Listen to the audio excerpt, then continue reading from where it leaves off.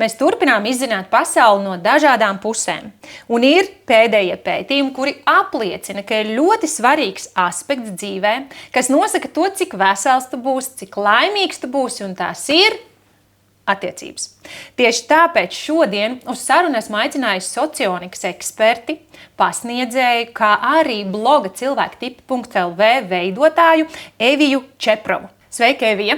Sveika, Man Madara. prieks, ka tu esi šeit, lai runātu par tik svarīgu tēmu kā attiecības. Un vai tu varētu pateikt, kas ir socionika un kā tu līdz tam nonāci un ko tā risina? Socionika, es to saucu par tādu tehnoloģiju ar pretenziju uz zinātni. Tas ir par to, kā strādā mūsu psihe, jeb mūsu smadzenes, kas notiek šeit mūsu galvā, lai mēs spētu uztvert, apstrādāt un nodot tālāk informāciju. Informācija ir mums visapkārt, tas ir arī mūsu komunikācijas un attiecību pamatā. Un līdz ar to ir ļoti svarīgi saprast, kā ir izveidota tava psihe, kā tu uztver un apstrādā šo apkārt esošo informāciju un, attiecīgi, kā tie citi cilvēki strādā šajos pašos jautājumos un kāpēc tas ir svarīgi tieši attiecību jomā. Tāpēc, ka attiecības ir visu mūsu dzīvi. Ik uz soļa mēs satiekam kādu cilvēku. It īpaši jau mums tāda vislielākā berze un komunikācija ar mūsu pašiem tuvākajiem cilvēkiem. Un tāpēc tas ir ļoti, ļoti būtiski saprast, ka mēs pasauli varam un drīkstam redzēt atšķirīgi, un ir kaut kādi cilvēki, ar kuriem mēs spējam vieglāk saprasties, un ir tādi, ar kuriem mums nekad nebūs pa ceļam. Un tas ir vienkārši no dabas ielikts, ir jāpieņem šie spēles nosacījumi, ja tā var teikt, un ar to ir daudz vieglāk dzīvot. Un ja mēs runājam par tādu aktuālo tēmu, kas ir iepazīšanās, šobrīd vispār kā ir ar šo, ņemot vērā digitālo laikmetu, ātri, patīk, nepatīk, kā tas ir palīdzējis vai tieši otrādi iespējams traucē cilvēkam tādas kvalitatīvas attiecības izveidot. Ja mēs runājam par partneri, vīrieti, sievieti vai kādu, kur cits izvēlās to savu pretī, bet tomēr par tām romantiskajām attiecībām. Es esmu tāds cilvēks, kurš uzskata, ka ir ļoti svarīgs rezultāts. Kā tu pie tā rezultāta nonāc, nav nekādas nozīmes. Un man šķiet, ka šis tehnoloģija laikmets ļoti, ļoti palīdz. Tas ir, man liekas, brīnišķīgi, ka šobrīd ir iespēja visiem cilvēkiem, vai viņš ir kautrīgs, vai viņš ir komunikabls, viņš var iet šajās iepazīšanās platformās, viņš var uztaisīt savu profilu, mēģināt komunicēt, censties komunicēt, jo mēs visi zinām, ka ir cilvēki, kuri nekad dzīvē nepieies uz ielas otram klāt vai pat kādā pasākumā. Ja? Tad tehnoloģija šo iespēju dod, man liekas, ka tas ir brīnišķīgi. Ļoti daudz cilvēku, protams, baidās no tā un domā, ārprāts internets noteikti ir pilns ar visādiem maņakiem un sliktiem cilvēkiem, bet man liekas, ka tādu dīvainu cilvēku satikt uz ielas ir daudz lielāka iespēja nekā internetā. Jā.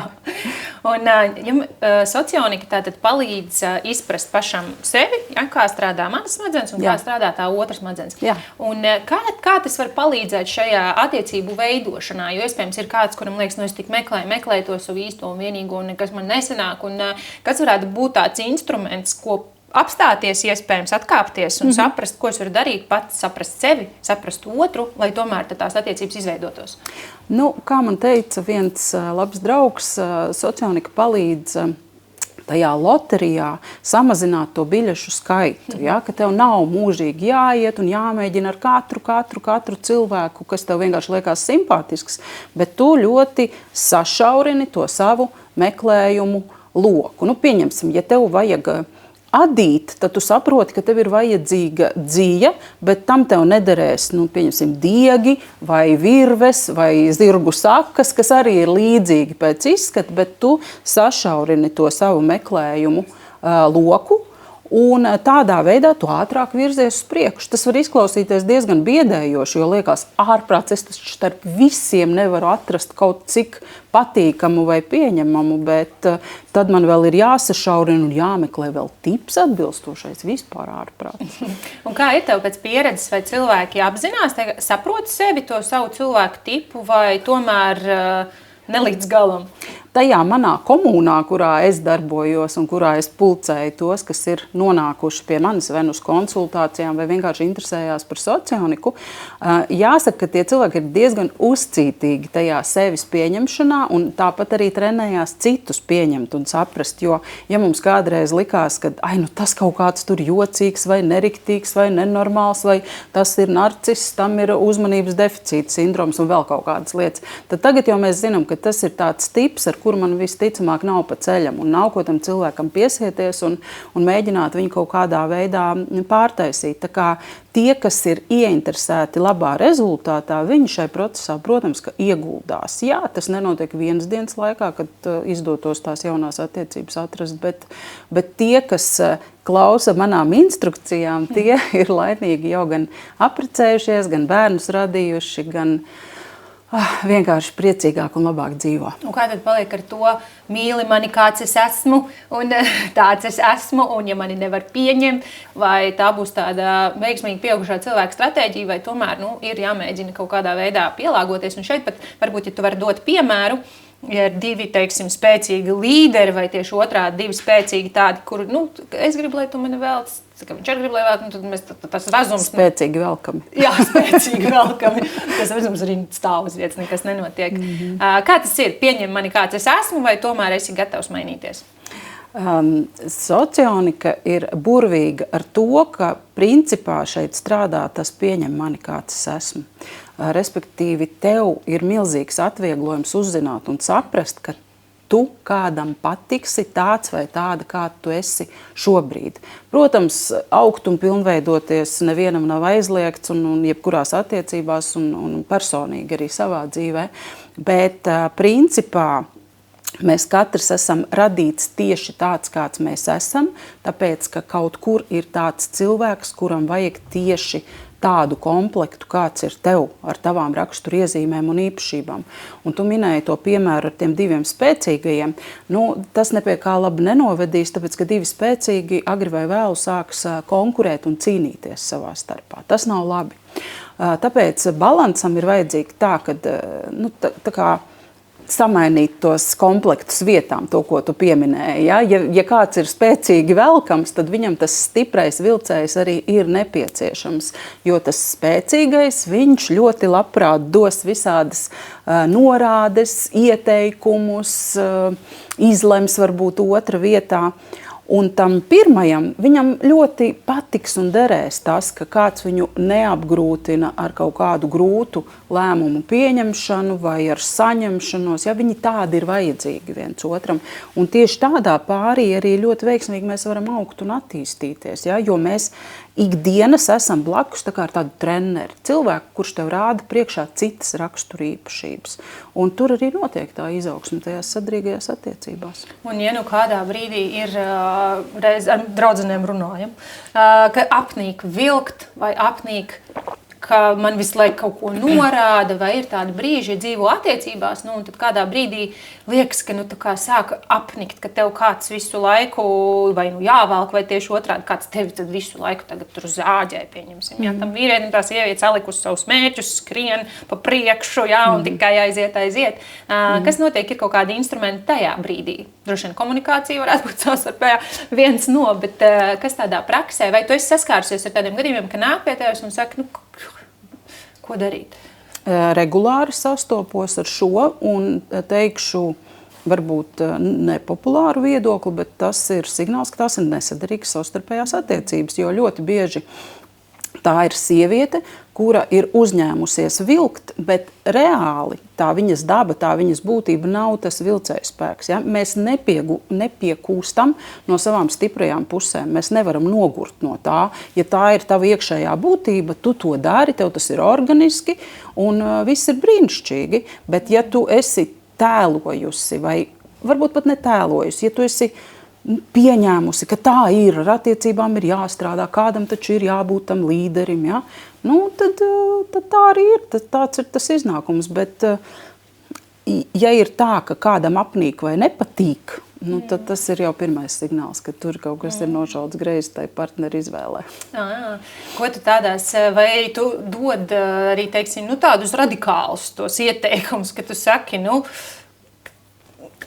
Jā, es dodu tikai un vienīgi radikālus ieteikumus, tāpēc, ka jā, samuldēt es nevaru, un es teikšu tā, ka pie manis tāpēc arī nāk.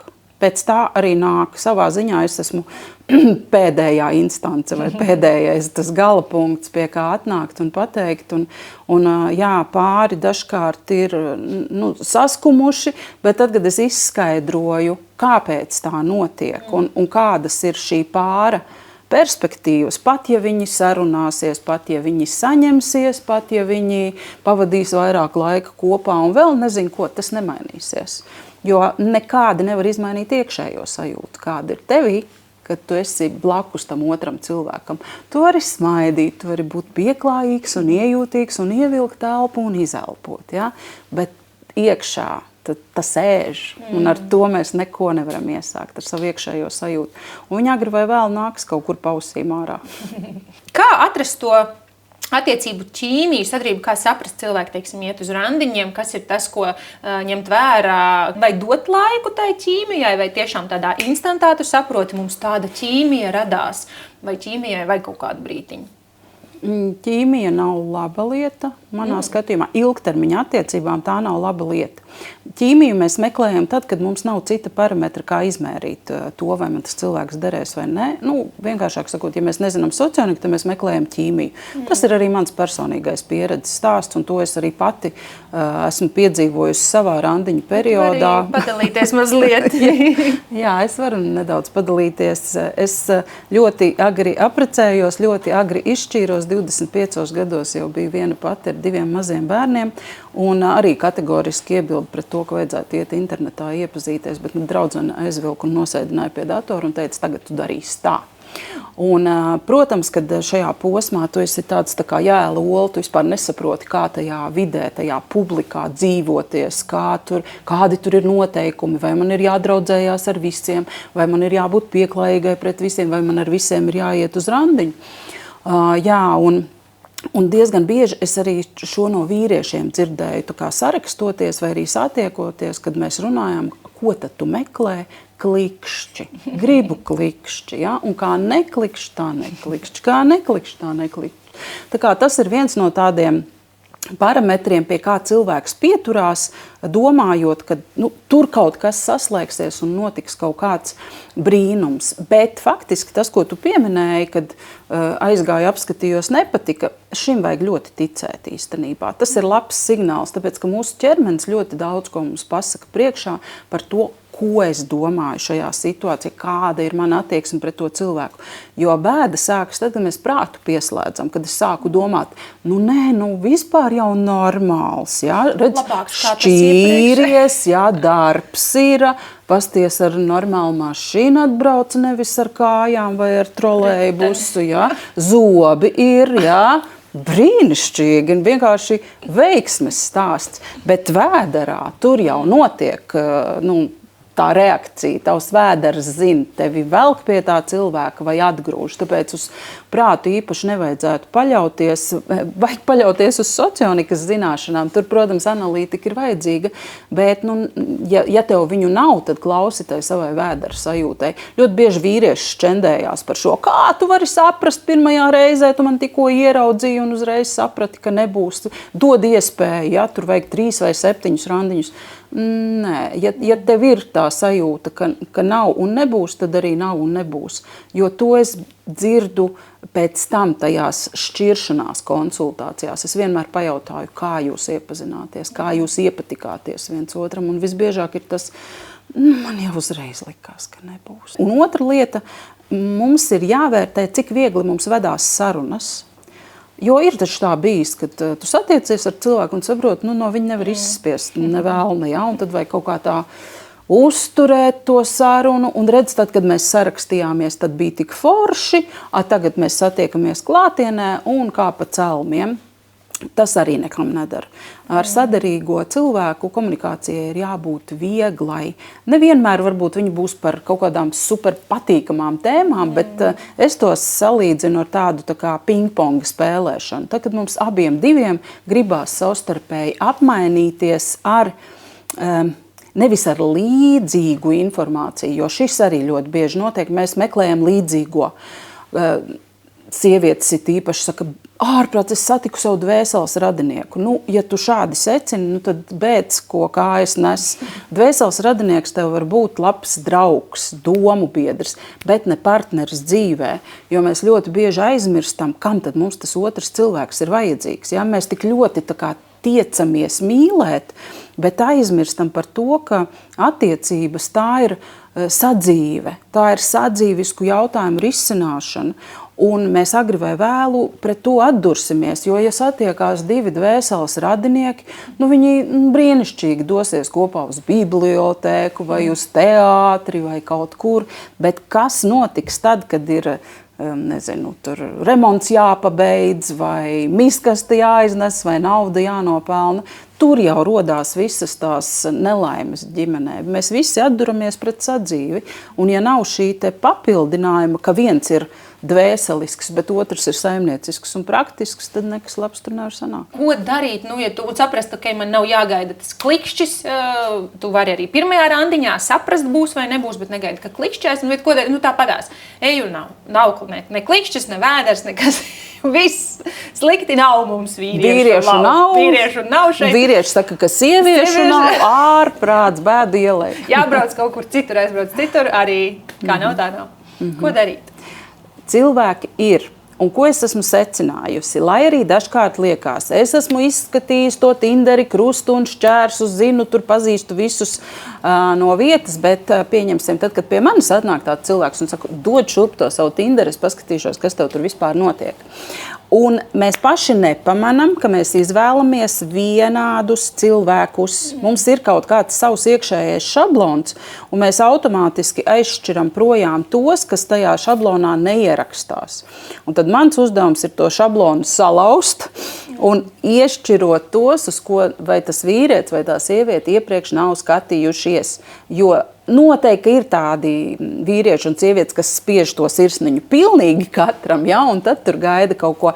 Bet es domāju, ka tā tomēr nav. Mēs kaut kādas izvēles izdaram, un vienkārši ir jāskatās uz citādākiem cilvēkiem, arī vizuāli pat. Ja. Ir meitenes, kuras saka, man tikai tie bārdainie un sportiskie, un tad viņus tur sašķiro, un tad viņi iet uz tiem randiņiem, un realitātē viņi jau arī izrādās viena tipa cilvēki, un nekāds progress tur tais attiecībās nenotiek.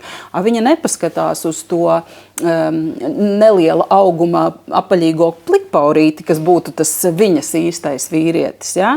Viņu pašķir garām, jo grozies kā gribi, mums jau tajos tīklos ir tikai šī vizuālā informācija. Ja? Neko jau mēs vairāk tur nevaram izfantazēt. Mēs apskatāmies uz bildīt nepatīk un viss. Ko tu padarīsi? Un kā ir dzīvē, tā iepazīšanās, jo mēs arī runājam par cilvēku tipiem, vai tas palīdz, ja tu saproti, ka es esmu sporta zālē, tātad šeit droši vien it kā sakrist ar interesēm, viņš arī sporto, vai viņa arī sporto, varbūt vīrietis ir tas, kas biežāk uzrunā sievieti, vai otrā, kā tas vispār ir, vai vīrietis ir pirmais, kas veicina to, vai sievieti? Es godu vārds nevienu stāstu neesmu dzirdējis, ka iepazīstās sporta zālē. Tur cilvēki iet vingrot galā, jā, gribētos, ļoti tā gribās, lai viņš uzkrīt virsū kaut kur lielveikalā, vai jūs saskrienaties ar krūtīm degvielas uzpildes stacijā, un tu viņam uzlej kafiju, un viņš tāds, tu esi mana sapņu sieviete. Ja? Tā laikam ir biežākā vieta, kuras atrodos, tāpēc to teicu. Bet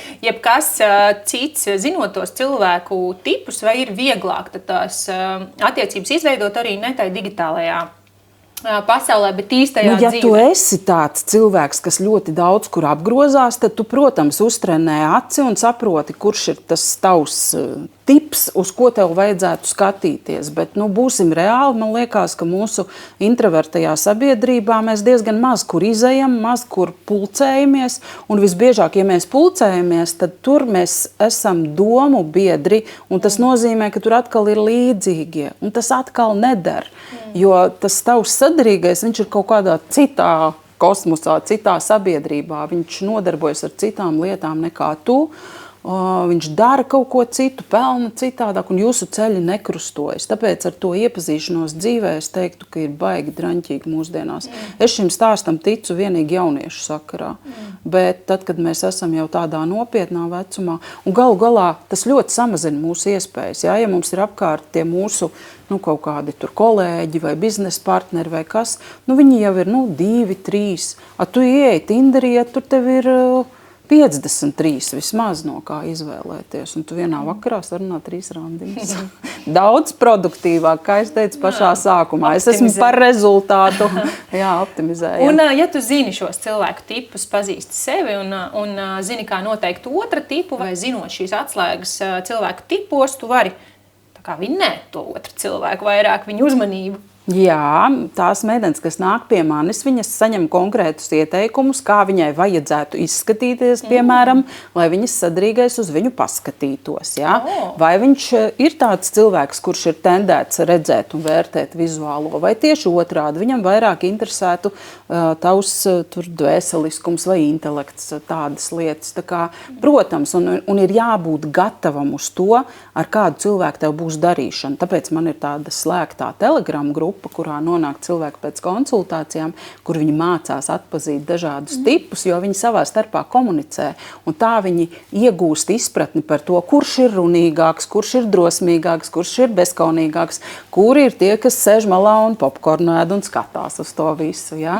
Tādā veidā mums ir arī praktiska vieta, kur trenēties. Jā, tieši tā. Labi. Evija, pieņemsim, tu dod man padomu, ka es pavasarī esmu sapratusi, es meklēju mīlestību, meklēju to partneri, gribu tomēr beidzot nevis vien pati aiziet uz to terasīti, bet aiziet ar kādu kopā.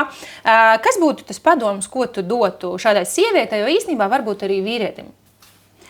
Es gribētu teikt, ka šo attiecību meklēšanas procesu nevajag uztvert pārāk nopietni. Ja reiz pavasaris, tad ķeramies klāt tam kā tādai koķetēšanai vai kā piedzīvojumam, jo arī šajā procesā mums ir jātrenējās. Mums ir tomēr jātrenējās saprast tos cilvēkus, arī šķirot, saprast, vai jūs esat vispār no viena plaukta, vai jums ir pa ceļam kaut kādā īsākā vai garākā posmā. Ja? Mums ir jāķerās klāt tam kā rotaļai. Un tas nav tik atbildīgi, varbūt, kā kādreiz mēs cenšamies to darīt. Es atceros arī pati sevi tajā posmā. Es katru vīrieti iztēlojos kā savu potenciālo vīru. Ja? Es ļoti nopietni, un līdz ar to ir pareizi jāuzvedās, pareizi jāizskatās un pareizi jāsmaida. Un jāsaka, kad tik tiešām savu vīru es satiku internetā tad, kad es visam atmetu ar roku un teicu, lai notiek, kas notikdams. Aiziešu, riskēšu, mēģināšu, ko man zaudēt? Ja? Man tajā laikā bija 30 gadi, un man likās, ka man jau vairs tiešām nav jātēlo nekāda svētā, un vienkārši vajag mesties iekšā piedzīvojumā, un tas ir arī ļoti labi rezultējies. Tā kā mēs drīkstam būt īstas, dabiskas, atlaist to savu iespringumu attiecību meklējumos un tās nopietnības piešķiršanā, un iespējams, ka tas ir tas pareizais ceļš, kā satikt savu cilvēku. Tad, kad tu esi īsta. Evija, ja tev būtu tev kā Evijai jāapsaka, kas ir māksla dzīvot? Māksla dzīvot ir atrast savu komforta zonu, saprast, kas ir organiski tieši tev, kāds ir tavs dzīves temps, kas ir tavas vērtības, kas tev ir svarīgi, un nekad no šīs komforta zonas vairs neiziet. Pat, ja tas nesaskan ar kaut kādiem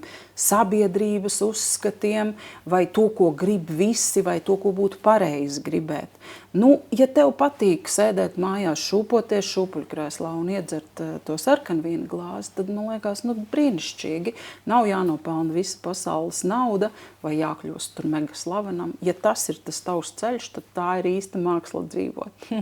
Evija, tu dalījies tik daudz ar mums, tagad es gribu padalīties ar tevi, kas ir viena no dentārijuma dāvanu karte, jo smaids taču arī spēlē tik lielu lomu, vai ne?